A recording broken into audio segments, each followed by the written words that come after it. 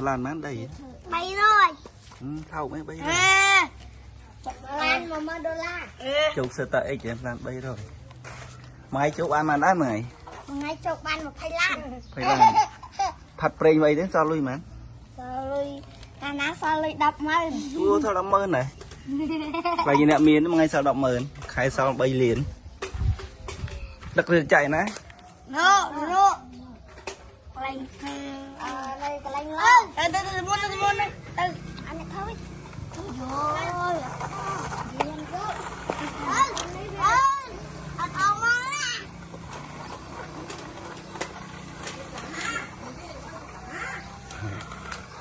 chờ tôi đi ba man lan đấy công cái này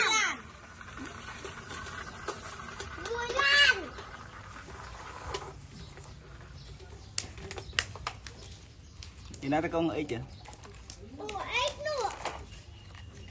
đặt thêm máu để đặt thêm máu anh lấy trang mày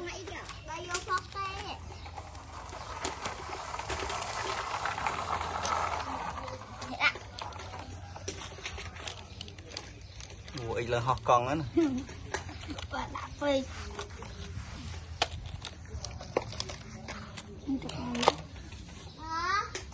ấy dư pin chốt đây rồi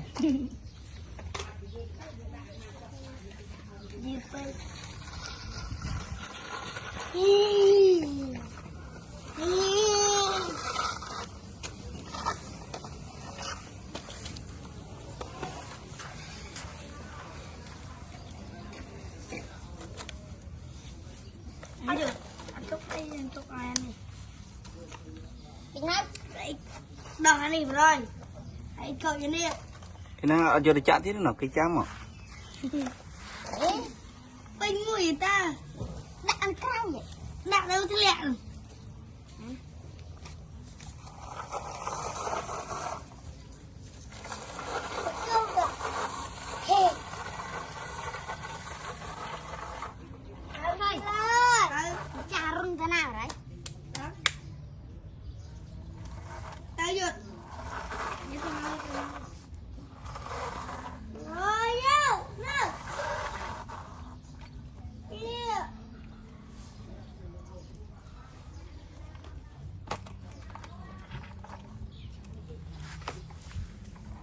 Nào đi.